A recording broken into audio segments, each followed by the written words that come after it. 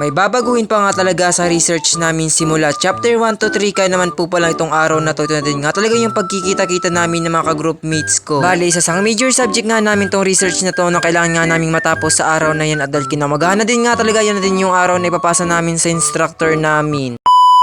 Hi guys, a day in my life as a small content creator, age of 21, kaya naman, let's go! Syempre magpapasyensya muna nga talaga ako sa inyo at dahil ngayon ko pa nga lang talaga to na-edit or na-upload sa aking Facebook account at dahil ilang araw naman nga talagang sunod-sunod yung pinagkakabisihan ng person. Ilang araw naman kasi talagang sunod-sunod yung araw na wala nga talaga ako dito sa bahay kaya naman agad-agad nga talagang hindi ko na-upload tong kaganapan ko or tong mini vlog for today's video. Bali, 3 days naman nga talaga ako ulit bago ako nakapag-upload ng aking mini vlog at dahil hindi nga talaga ako busy or wala nga talaga akong schedule at aalis sabay ito na din nga talaga yung araw ng aking pag-edit para ma-upload ko na din nga talaga sa aking Facebook account. Kaya naman sa mga nanonood nga talaga ng aking mini vlog at sa mga gusto nga talaga mapanood yung kaganapan namin ng mga ka-group mates ko nung paggawa nga namin ng research sabay pakitapusin nga itong videong ito. Pagising naman nga talaga ako ng maaga at dahil ngayon na din nga talaga yung schedule ng paggawa namin ulit ng aming researches po pala naming major subject. At dahil may mga kailangan pa nga talagang baguhin sa research namin simula chapter 1 to 3 kaya naman ito po palang araw na to. Ito na din nga talaga yung pag-meet up ulit namin ng mga ka-group mates ko. Hindi nga kasi ako nakapunta nung last week ng pag-meet up namin ng mga ka-group mates ko at dahil meron kasing libre nga talagang check up dito sa barangay namin kaya naman nagpa-check up muna nga talaga ako. Meron pa nga kami nun face to face sa po pala naming major subject kaya naman hindi na nga talaga ako naka-attend at dahil nasa pila pa nga talaga ako ng check up. Syempre dahil nag-chat na naman nga talaga sa GC namin yung leader namin na kailangan nga namin mag-meet up ngayong araw na to at dahil kailangan na nga namin matapos yung research namin at dahil kinamagahan na din nga talaga ipapasa kaya naman eto a-attend na din nga talaga ako ng meet up ulit namin at dahil nakakaya naman nga talaga at dahil di na nga talaga ako nakapunta nung last meet up nga talaga namin. Bali yung biyahe ko nga talaga tumuloy na din nga talaga ako ng sentro ng Bao at dahil doon nga kami maghintayin nga talaga ng dalawa kong ka-members at dahil sasabay na nga lang kaming tatlo magbabiyahe papunta ng Iriga. Buti na lang di na nga talaga kami nag-ikot ng Sagrada at dahil bukas naman nga talaga yung tulay sa may Waras Bridge kaya naman ito agad din nga talaga kaming nakarating sa mga oras na yan. Na nga talaga kami sa may labasan nga talaga papasok dito sa may terminal at dahil lumakad na nga lang talaga kami at dito nga talaga kami maghihintay ng iba naming kasamahan. Tirik na tirik nga talaga dyan yung init habang naglalakad nga kami papunta sa may terminal at dahil wala nga kaming dalang payong ka naman eto for the bilisan nga talaga ang paglalakad ng mga person. Dala ko nga talaga dyan yung laptop ko kaya naman kahit pa paano meron nga talaga akong sinangga sa init dito nga talaga sa mukha ko habang naglalakad nga talaga kami. Kaso munti ka na naman nga talagang hindi ko na naman madadala yung laptop ko at dahil yung lalagyan kasi nga talaga ng laptop ko abay hiniram nga talaga ng pinsan kong kambal. Buti na nga rin talaga kinamagahan bago nga talaga ako umalis abay ginising nga talaga ako at binigay na nga talaga sa akin at dahil naisipan nga talaga ng pinsan kong kambal na gagamitin ko rin nga talaga. Pagdating nga namin talaga sa may terminal agad din nga talaga kami nag-chat sa GC namin at dahil di nga namin alam kung saan nga talaga silang part dito nga talaga sa may terminal. At ayun nga pala bay nasa bus station nga talaga sila ng terminal dito nga talaga sa Iriga kung saan hinihintay nga talaga kami. Dahil kompleto na din nga talaga kami sa mga oras na yun kaya naman for the lakad na din nga talaga ang mga person kung saan nga talaga kami gagawa ng research namin. Yung bahay nga talaga namin pupuntahan kung saan nga talaga kami gagawa ng research namin abay doon nga talaga sa bayan ng boyfriend nga talaga na isa naming kagrupo. Pero yung sabi nga talaga sa amin yung isa naming kagrupo kung saan nga talaga kami tutuloy at gagawa nga talaga ng research abay malapit nga lang talaga yung bahay nila dito nga talaga sa may terminal kaso yung ending abay napasabak na naman nga talaga sa paglalakad itong mga person. Dahil yung sabi ko nga tirik na tirik nga talaga yung init sa mga oras na yun kaya naman wala naman nga talaga kami magagawa kaya naman lumakad na din nga talaga kami for today's video. Buti na nga lang talaga yung pagtutuluyan naming bahay kung saan nga talaga kami gagawa ng research abay yung sa namin nga talagang kasama na abay may gamit nga talagang motor kaya naman eto hinatid na din nga talaga kami. Bali, ito nga talaga kami naglalakad kaya naman yung pagsundo at pag-angkas nga talaga sa may motor abay dalawa-dalawa nga lang talaga yung paghatid at dahil di pa naman nga talaga masyado marunong isa naming ka-member na driver nga talaga. Kaya man bali nakailang balik nga talaga sa pagsusundo sa amin at ako na nga lang talaga yung nahuli. Ako nga talaga yung medyo may katagalan bago nga talaga ako nasundo at yung isa namin nga talagang ka-member na siya nga talaga yung nagdadrive ng motor abay bumili muna nga talaga ng maulam nga talaga namin. Syempre fast forward na din nga talaga at pagdating nga namin dito sa bahay kung saan nga kami gagawa ng research abay nilabas na din nga talaga namin yung tatlong laptop para mabilisan nga lang talaga sa paggawa. At habang busy nga talaga sa paggagawa ng research namin yung mga kasamahan ko eto abay napabideo na din nga talaga ako for today's video.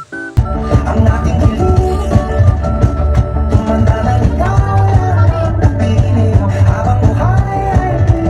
syempre habang busy nga talaga kakagawa ng research ang iba abay naisipan nga din talaga na isa naming ka-member na mag-bluetooth nga talaga at magpa-music sa mga oras na yan. Dahil magtatanghali na din nga talaga sa mga oras na yan eto abay tumulong na din nga talaga yung ibang walang ginagawa dito nga talaga sa kusina para naman makaluto na din nga talaga ng mga ulam namin ngayong pananghalian. Pero ang person abay pakuha-kuha nga lang talaga ng video siguro yun na nga lang talaga yung may ambag ko. Hoy, walang ganon. Kinuha ko din nga talaga ng video yung mga kasamahan ko habang busy nga talaga dito sa kusina habang nire-ready nga talaga yung uulamin namin na uko. Pero Pero sa totoo nga lang talaga abay, first time ko nga talagang makakatikim itong ulam namin ngayong pananghalian at yun nga talaga yung ukoy nga talagang pechay. Dahil tapos natin nga talagang lagyan ng iba't ibang ingredient yung uukuyin nga talagang pechay abay sinimulan natin nga talagang lutuin sa mga oras na yan. At habang nagpipirito na din nga talaga abay busy na nga rin ay isa namin kasama sa paggagawa nga talaga ng sausawan nito nga talagang ukoy. Isipan na nga lang kasi namin mag-ambagan ngayong pananghalian kaysa bumili pa nga kami sa labas abay mapapamahal pa nga talaga kami sa ulam at kanin. Kaya naman yun na nga talaga yung naisipan namin kasi kapag kumain nga kami sa labas abay bitin nga kami pero pag sa ganito nga talagang para na bay mabubusog nga talaga kami sa mga oras na yan. Syempre fast forward na din nga talaga dahil mag alas 12 na din nga talaga dyan ng tanghali kaya naman eto abay kumain na din nga talaga kami for today's video. Bago nga talaga ako magtatapos sa aking mini vlog abay magpapasalamat muna nga talaga ako dito sa may-ari nitong bahay na to sa pagpapatuloy niyo po pala sa amin kaya naman maraming salamat po at shoutout na nga lang po pala sa iyo. Yun lang.